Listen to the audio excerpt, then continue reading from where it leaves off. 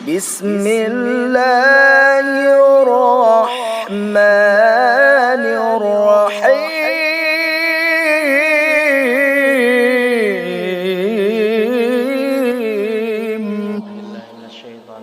بسم الله الرحمن الرحيم.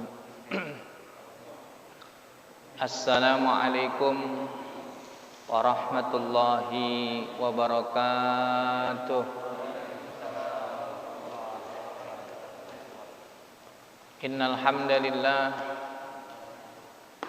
nahmaduhu wa nasta'inuhu wa nastaghfiruh wa na'udzu billahi min shururi anfusina wa min sayyiati a'malina. Man yahdihillahu fala mudhillalah wa man yudlilhu fala hadiyalah. Asyhadu an la ilaha illallah wahdahu la syarikalah wa asyhadu anna Muhammadan abduhu wa rasuluh. Allahumma salli ala sayyidina Muhammad wa ala alihi wa ashabihi ajma'in, amma ba'd. Qala rabbi shrah li sadri wa yassir li amri wahlul 'uqdatam min lisani yafqahu qawli. Hadirin ma'asyiral muslimin, jamaah salat maghrib dan jamaah taklim, warga Masjid Jami As-Salam, yang mudah-mudahan kita semua senantiasa selalu dalam lindungan Allah Subhanahu wa ta'ala. Amin ya rabbal alamin. Tentunya yang kami hormati Bapak Ketua DKM beserta jajaran pengurus yang lainnya, segenap para asatid juga rahimakumullah. Mari saja jamaah sekalian, kita isi waktu yang baik ini dalam rangka ihya ma bainal isya'ain, menghidupkan waktu di antara dua salat maghrib dan isya.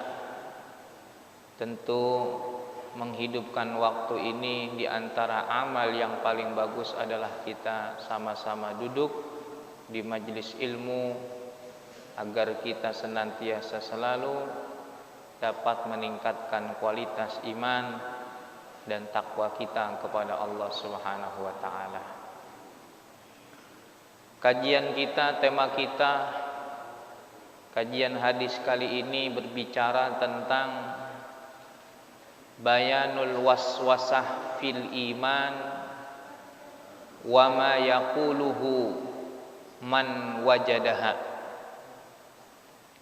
Kita akan mengkaji, membahas tentang waswasah ini, tentang bisikan, tentang suara yang masuk ke dalam hati kita, ke dalam pikiran kita, yang mengganggu keimanan kita, dan apa yang mesti kita perbuat jika kita mendapati bisikan tersebut.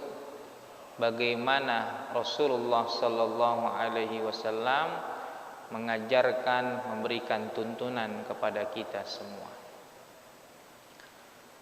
Hadis ini terdapat di dalam berbagai macam kitab induk hadis, terutama di dalam kitab hadis Sahih Bukhari dan Sahih Muslim, dengan redaksi yang mirip-mirip maknanya, walaupun sedikit ada perbedaan alfaznya. Qala al-imam al-muallif rahimahullah wa nafa'ana bihi wa bi'ulumihi fid dharain amin. An Anas bin Malik radhiyallahu anhu an Rasulillah sallallahu alaihi wasallam qala, dari Sayyidina Anas bin Malik, semoga Allah meridhoinya, dari Rasul sallallahu alaihi wasallam telah bersabda, Qala Allahu azza wa jalla, telah berfirman oleh Allah azza wa jalla, inna ummataka la yazaluna yaqulun. Kata Allah dalam hadis qudsi ini, sesungguhnya umatmu wahai Muhammad, mereka akan senantiasa selalu berucap, selalu berkata, makada makada, berkata begini, berkata begitu, hatta yaqulu, hingga mereka berucap, mereka berkata, hada Allahu khalaqal khalqa faman khalaqallah. Ini Allah telah menciptakan makhluk, maka siapa yang menciptakan Allah? Na'udzubillahi min dzalik. Hadirin jamaah yang dimuliakan Allah Subhanahu wa taala. Hadis ini termasuk hadis sahih qudsi. Hadis qudsi. Hadis yang disandarkan kepada Allah Subhanahu wa taala. Jadi kalau hadis di sana ada qala Allah taala an rabbih tabaraka wa taala, ini namanya hadis qudsi. Karena ada di sana hadis nabawi, ada hadis qudsi. Hadis ini sahih. Dalam hadis qudsi ini jamaah sekalian, banyak hal sebenarnya, banyak informasi, banyak ilmu, dan juga banyak solusi yang ditawarkan bagaimana kita menghadapi pertanyaan bisikan seperti ini. Hadis ini tidak hanya satu. Hadis ini banyak syawahidnya kalau dalam ilmu hadis. Banyak hadis-hadis pendukungnya, banyak hadis-hadis lain yang menguatkan, yang memperjelas, bahkan yang memperinci apa yang dimaksud dari hadis ini. Sebagai contoh, dalam hadis lain kata Nabi, ini tidak dalam bentuk hadis qudsi, dalam bentuk hadis nabawi, la yazalun nasu yatasaalun, manusia akan selalu saling nanya, saling bertanya nih. Hatta yuqala, sampai satu titik mereka akan ditanya, hadza khalaqallahul khalqa faman khalaqallah. Ini adalah Allah telah ciptakan makhluk, maka siapa yang menciptakan Allah?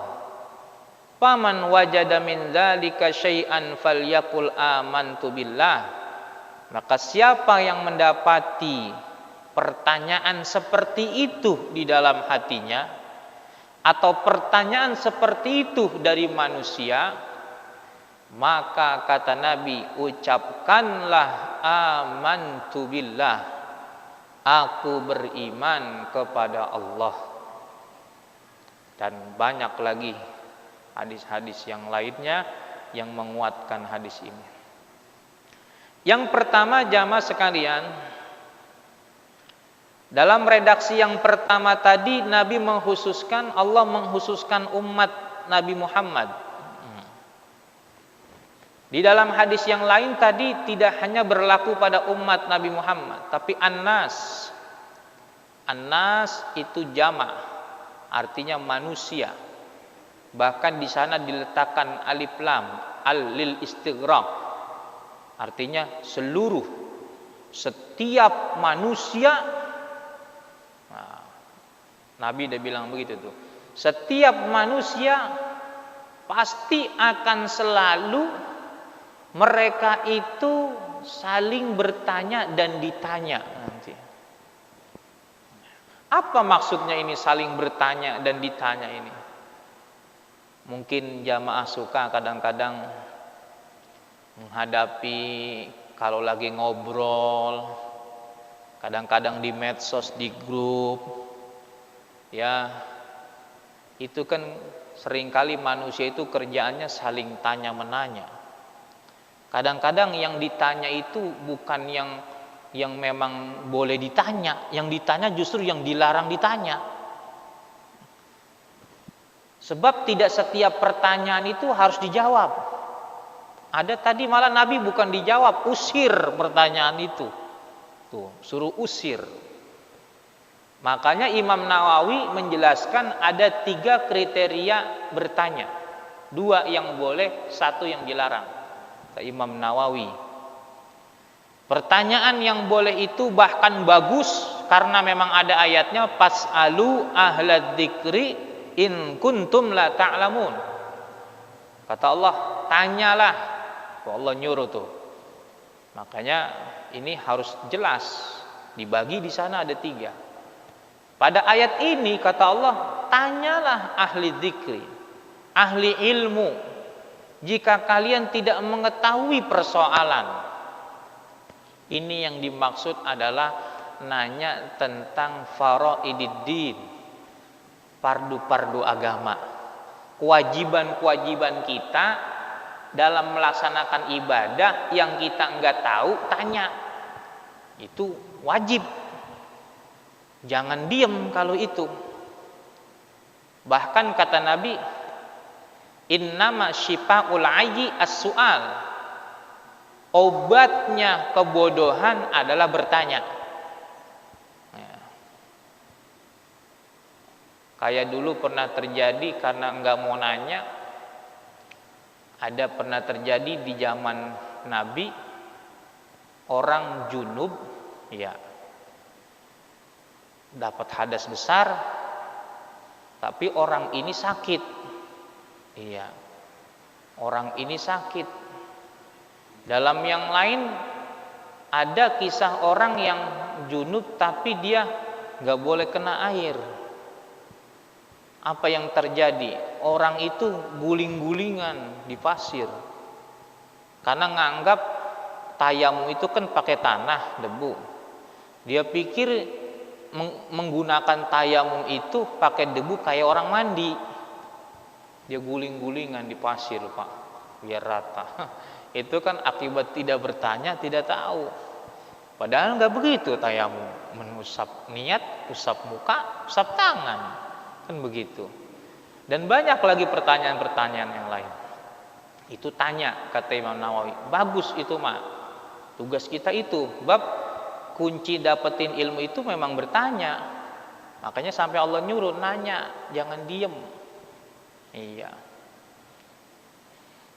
Kita aja kalau sedang berkendaraan menuju satu tempat, lokasi kita nggak tahu, kalau nggak nanya kita keder pasti itu. Nah, kita bertanya, akhirnya kita tahu jalan. Begitupun hidup, jalan ibadah, kalau nggak nanya keder nanti kita itu, bisa tersesat. Nah, pertanyaan yang kedua, ini pertanyaan yang sudah babnya namanya tafaquh fiddin, pendalaman agama. Ya, bukan hanya ini bukan diprioritaskan untuk kategori orang pada umumnya. Ini orang-orang tertentu yang dibebankan, memang dianugerahkan punya kewajiban, punya takhasus untuk mendalami agama karena menjadi fardu kifayah buat menolong umat. Begitu. Maka hadirlah di sana para ulama-ulama, para muhaddis, para mufassir, begitu. Iya. Nah, itu bagus pendalaman agama. Yang jelek itu yang tidak boleh bertanya yang ketiga, kata Imam Nawawi. Salah satu cirinya pertanyaan yang tidak ada manfaatnya ditanya. Tidak ada kepentingannya buat kita menjalankan ibadah. Bahkan pertanyaan ini malah mengganggu keimanan kita. Tuh. Seperti tadi. Dan ternyata setan yang dulunya aja mengganggu Nabi kita, manusia pertama Nabi Adam, itu lewat pertanyaan. Kalau kita lihat ayatnya itu, A'udzubillahi minasyaitonirrajim. Fawaswasa ilaihi syaitan. Qala ya Adam, hal adulluka ala syajaratil khuldi wa mulkin la yabla. Itu pertanyaan tuh setan ngasihnya itu. Ya, jebaknya pertanyaan. Ya Adam, kata setan, maukah? Apakah kamu mau aku tunjukkan? Ini ada pohon namanya syajaratul khuldi, pohon huldi, yang kalau kamu makan kamu kekal dan akan memiliki kerajaan yang tidak akan pernah punah. Tuh pertanyaan. Jadi persoalan pertanyaan-pertanyaan yang kadang-kadang terlintas di benak pikiran kita, tiba-tiba masuk ke dalam hati kita.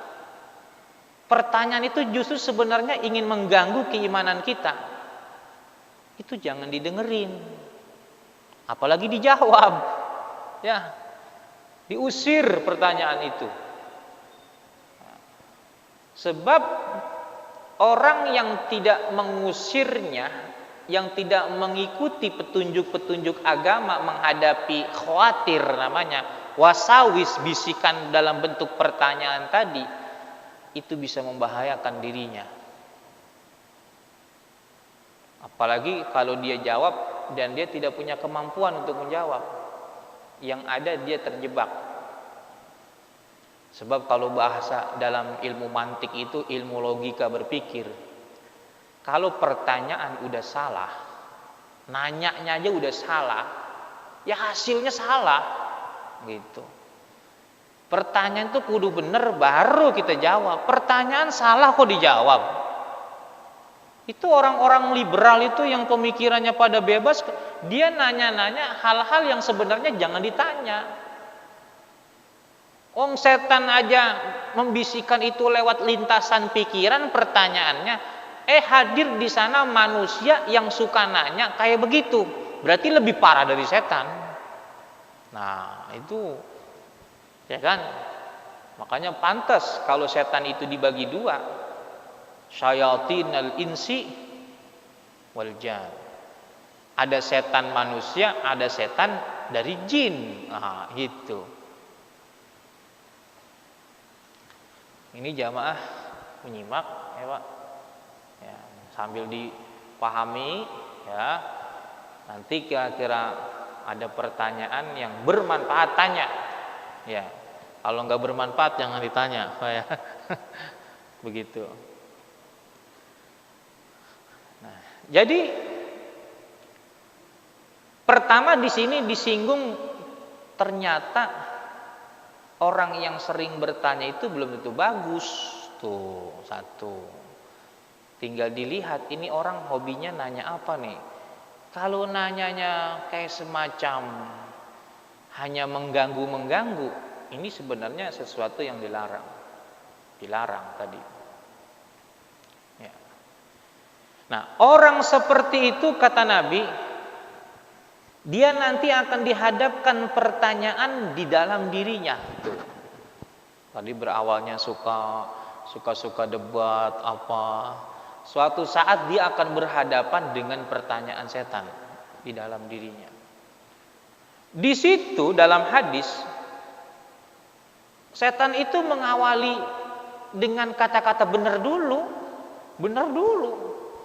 Ini ciptaan Allah. Begitu kata setan. Tuh. Makanya belum tentu yang awalnya benar ya, penutupnya benar. Nah, ini setan pinter dia.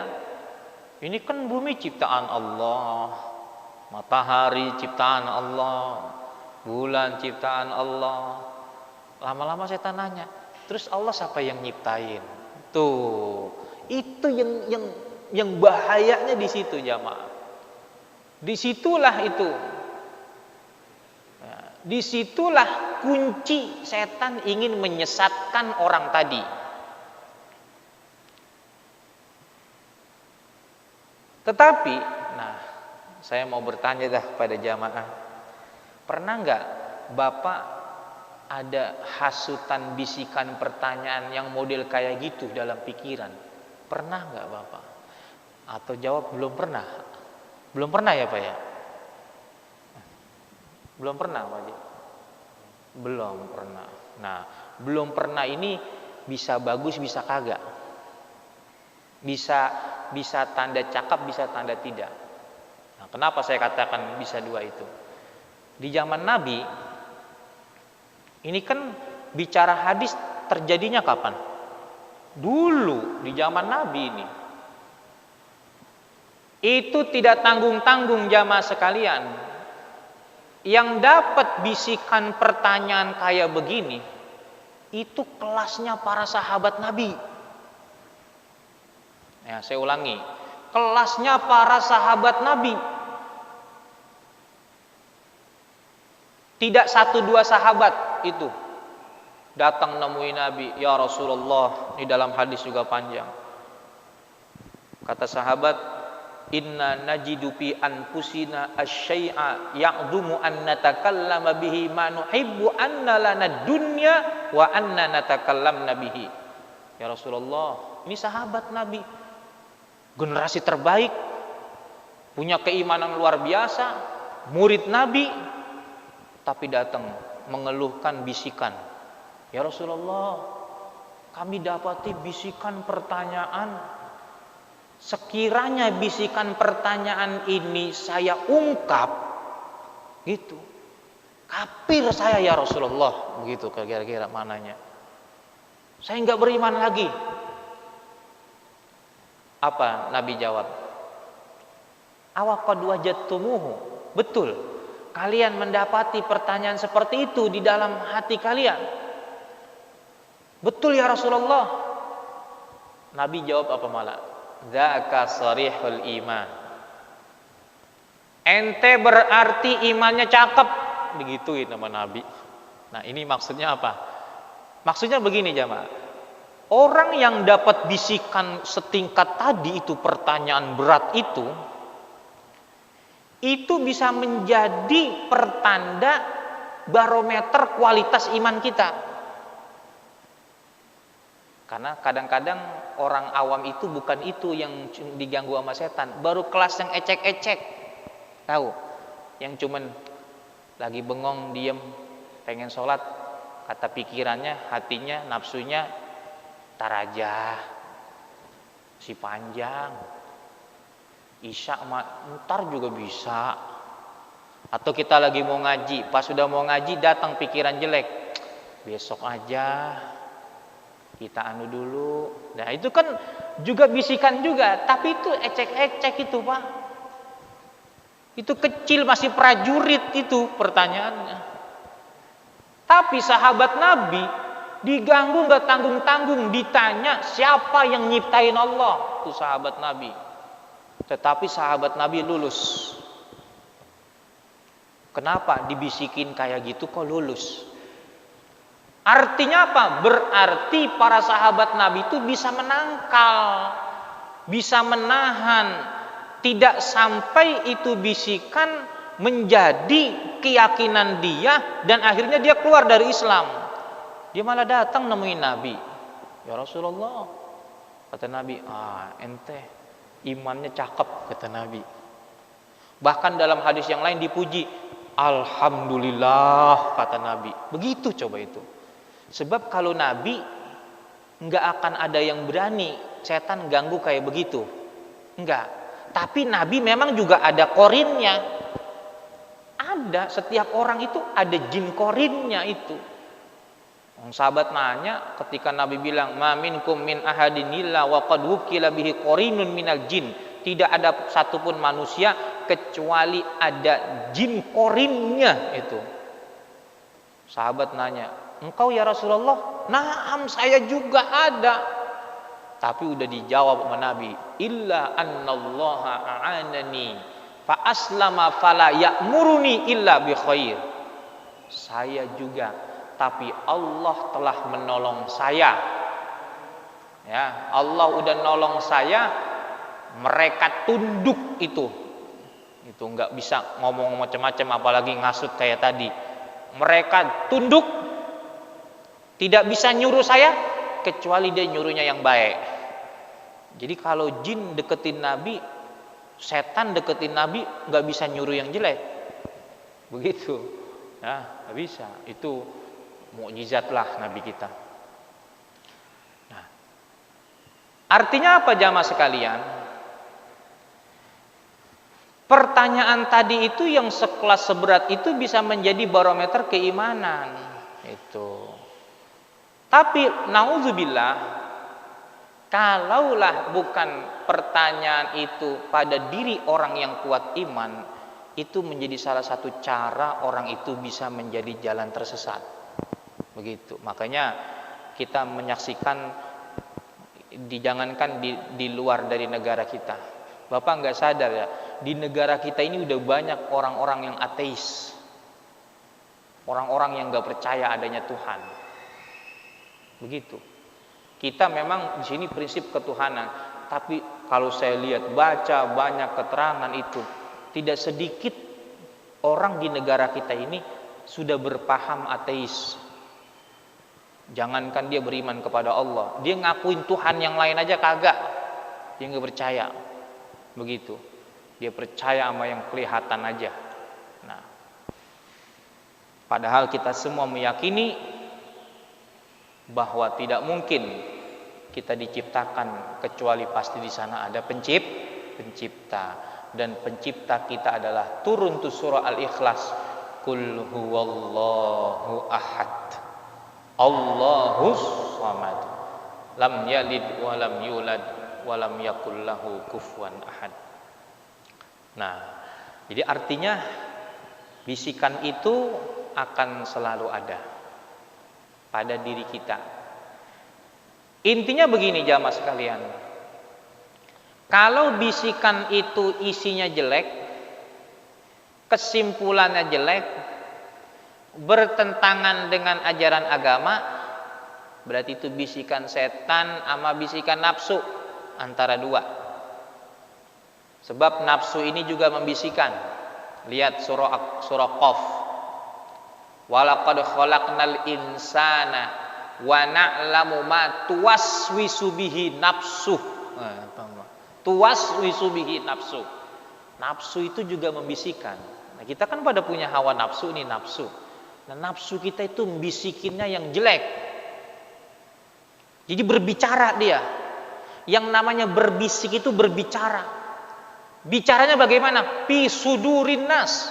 Bicaranya di dalam hati kita. Kita lagi dialog sama dia tuh. Kita kalah, kemakan sama dia. Innan nafsa la ammaratum bisu illa ma rahima rabbi inna rabbi ghafurur rahim. Dalam surah Yusuf itu. Sesungguhnya nafsu itu selalu menyuruh kepada yang buruk, kecuali nafsu yang dirahmati oleh Tuhanku. Jadi ada nafsu yang udah ditolong sama Allah, sehingga nafsunya itu udah bukan nafsul ammar bisu, nafsul mutmainnah. Nah, itu nafsu yang baik, yang tiba-tiba kalau kita lagi diam kepengenannya pengen baca Quran, itu nafsu yang cakep tuh. Kita lagi diam besok pengen puasa, kita lagi diam pengennya zikir, kita ngapain nih ya, tiba-tiba pengen baca kitab, itu nafsul mutmainnah, cakep itu. Iya. Nah, maka kita harus bisa mengetahui jenis-jenis bisikan itu. Kalau boleh ditotal, bisikan itu berarti ada 4, Pak. Yang buruk 2, yang baik 2. Yang buruk dari setan sama dari nafsu. Yang baik itu dari Allah dan malaikat. Nah, jadi malaikat itu juga banyak perannya, Pak. Banyak perannya. Kalau kita baca hadis, baca Quran, kita ngaji, malaikat mohonkan ampun, malaikat ikut merahmati, malaikat ikut amin, malaikat. Jadi dia juga punya. Nah, cuma kadang-kadang kalau orang yang ahli maksiat, bisikan malaikat itu tidak diindahkan.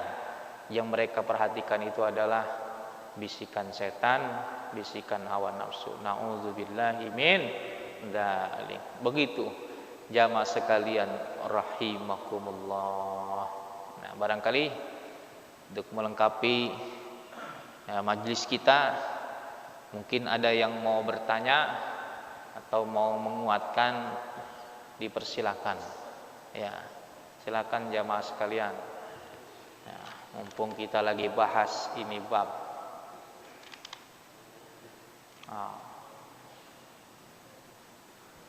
Ada? Oh, aman. Ada yang mau tanya? Waalaikumsalam warahmatullahi wabarakatuh.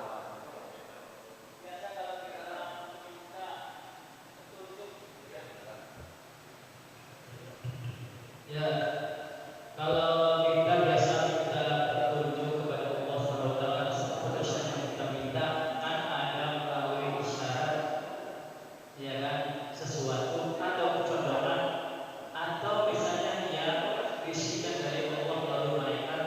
Biasanya kalau bisikan yang baik itu kita menerima itu berapa kali?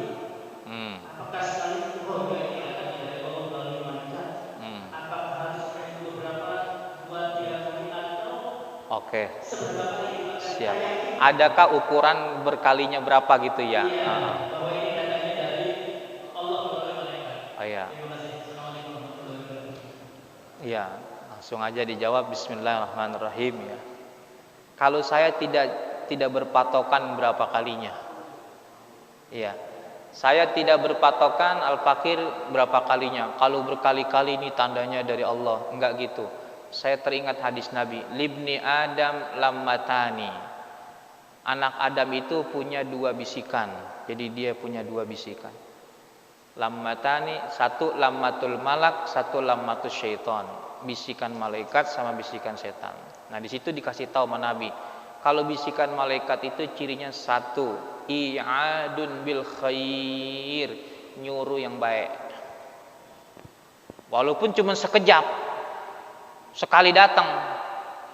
Ya, misalkan kita lagi diam, anteng-anteng, tahu-tahu dibisikan, ono tengok tetangga lagi sakit, misal. Bukan kita yang ngomong itu, Pak. Kita tiba-tiba ada lintasan pikiran tetangga kita sakit, suruh tengok. Itu kan nengok orang sakit ibadah bukan? Baik enggak? Berarti malaikat. Udah, walaupun sekali itu udah malaikat. Karena terkadang begini, ini malaikat udah bisikin, setan bisikin juga itu. Jangan sekarang, nengokinnya besok aja. Tuh, penundaan itu ciri-ciri setan. Lagi ada COVID. Nah, hati-hati nih. Ini COVID juga ini bisa menjadi salah satu jembatan orang kena bisikan setan ini. Bagus ini Pak Endang bisa begini. Ya. Pokoknya kalau di sana i'adun bil khair, tasdikun bil haq, kata Nabi itu, membenarkan yang hak, berarti itu bisikan malaikat. Walaupun sifatnya sekali. Apalagi sampai berkali-kali, begitu. Tapi kalau setan, walaupun berkali-kali, kalau di sana adalah i'adun bisyar, nyuruh yang jelek, udah. Wa takdzibun bil haq, mendustakan yang hak, itu setan. Begitu. Jadi tidak, al-fakir tidak ada kecenderungan tanda-tanda orang dapat ini, misalkan harus berkali-kali ini baru yang diikutin. Enggak, ukurannya benar apa salah, hak apa batil, kebaikan apa keburukan. Di situ jamaah sekalian. Dan ini juga bisa menjadi muhasabah kita. Coba Bapak dah, masing-masing kita kalau lagi di rumah sendirian, kira-kira mana yang lebih banyak membisikkan ke hati kita itu? Yang baik-baik apa yang buruk-buruk? Kalau yang buruk-buruk lebih banyak, berarti banyakkan setan di hati kita. Kalau yang baik-baik, berarti malaikat yang lebih dominan dalam mempengaruhi kita. Begitu jamaah sekalian. Sebab ternyata itu di mana? Udah. Oh, iya. Kaget itu. Oh, TV. Nah, fakir lupa tuh, iya. Bisikan juga ini. Bisikan baik tapi. Iya. Nah, begini jamaah sekalian. ternyata setan yang berbahaya itu bukan yang di pojok sana, jauh di sana, apalagi yang di pohonan ketawa-ketawa. Setan yang berbahaya itu kata Nabi, jasimun fil qalbi, setan yang ada di dalam dirimu, yang berselancar di setiap darah-darahmu itu. Itulah yang berbahaya kata Nabi. Idza dzakarallaha khannas, setan itu. Kalau kau ingat Allah, dia bersembunyi di tempat di dalam hati kita tuh, pikiran kita, yang dia tuh jangan sampai bisa dengar ayat Allah. Wa idza saha wa ghafala waswas. Tapi kalau orang itu lalai, orang itu lupa, dia mampu membisikkan. Jadi ternyata perumpamaan bisikan setan itu, saya teringat ucapan Ustadz Abdul Somad itu.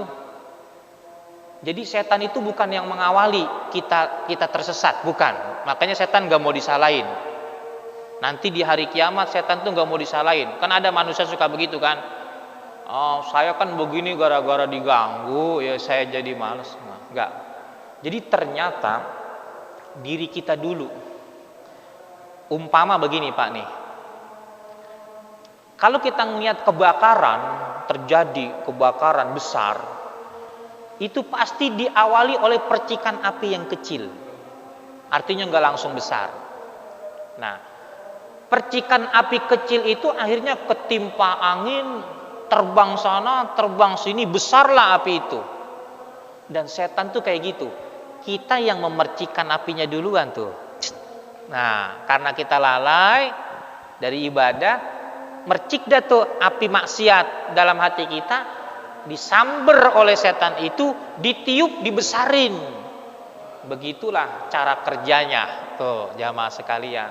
Makanya dia nggak mau disalahin. Ma ana alaikum bisultan, saya nggak punya kuasa ganggu kalian. Ente fala talumuni walumu anfusakum, jangan mencela aku kata setan, cela dirimu sendiri. Begitu jamaah sekalian. Nah, artinya ini barangkali tambahannya ya. Wallahu a'lam bishawab. Ada lagi mungkin jamaah? Jadi kita harus waspada. Ya, harus berhati-hati.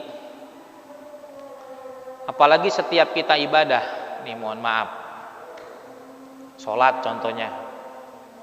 Karena setan adanya di dalam hati, jangan pernah kita berpikir setan nggak bisa mengganggu kita ketika kita sholat.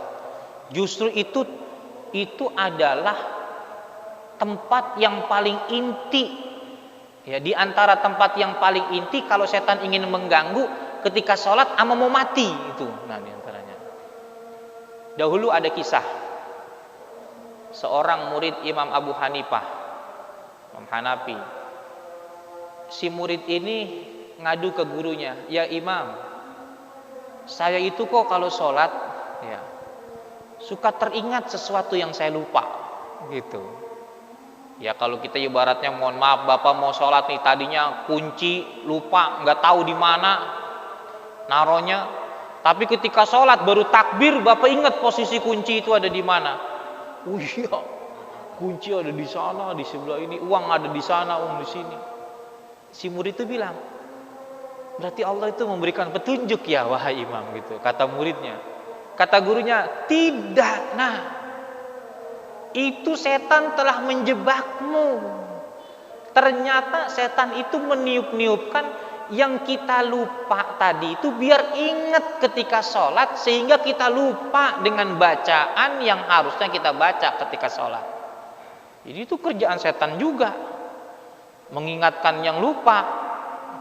Kita lagi sholat, ingat ini, ingat itu, ingat ini. Coba itu orang kadang-kadang ada orang nggak sholat kayak, Pak Ustadz saya kok bete banget ya, kayak hidup nggak sholat. Tapi giliran sholat kayaknya dia happy bener, hidup ngingetin apa aja. Nauzubillah, luar biasa, dahsyat sekali itu ternyata itu setan ya.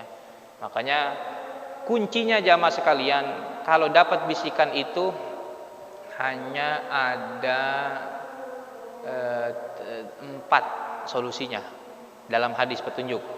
Yang pertama tadi, ucapin amantu billah, saya beriman sama Allah. Dah, itu satu. Kedua, falyasta'id billah. A'udzubillahi minasyaitonirrajim. Ucapin. Sebab kata ulama, enggak akan ada yang dapat mengusir bisikan itu kecuali apa yang udah diajarkan itu. Apalagi dalam hadis qudsi, Allah yang ngasih tahu. Ucapin amantu billah. Sebab kalau kita enggak ucapin, takutnya berlarut-larut dalam diri kita, akhirnya kita terbawa, apalagi akhirnya dipengaruhi oleh manusia. Nauzubillah, jangan sampai kita jadi orang yang murtad ya. Itu. Maka ucapin amantu billah, kemudian a'udzubillahi minasyaitonirrajim, kemudian baca surah Al-Ikhlas. Baca surah Al-Ikhlas. Ya boleh aja baca surah apa juga, cuman kalau Al-Ikhlas ini emang udah itibanya kepada Rasul begitu. Baca surah Al-Ikhlas. Baca itu lagi begitu selesai. Bismillahirrahmanirrahim. Qul huwallahu ahad, Allahus samad. Cakep betul. Nah, yang terakhir walyattafil, beludah ke kiri. Nah, beludah ke kiri. Udah itu. 4 itu mudah-mudahan kita ingat ya. Amantu billah, a'udzubillah, surah Al-Ikhlas, kemudian meludah ke kiri. Tidak ada lagi solusi yang terbaik kecuali itu. Begitu. Itu semua petunjuk dari agama. Nah, kenapa meludahnya ke kiri? Kiri simbol ini, setannya ada di sini ini. Begitu. Ya, kita ludah. Begitu jamaah sekalian. Alhamdulillah. Itu saja barangkali jamaah yang bisa Al-Fakir sampaikan. Ya. Kalau ada pertanyaan ya monggo, kalau tidak ada dicukupkan. Mudah-mudahan ada manfaatnya. Astagfirullahaladzim. Astagfirullahaladzim. Astagfirullahaladzim. Subhanakallahumma wa bihamdika asyhadu an la ilaha illa anta astaghfiruka wa atubu ilaik. Assalamualaikum warahmatullahi wabarakatuh. أعوذ بالله من الشيطان الرجيم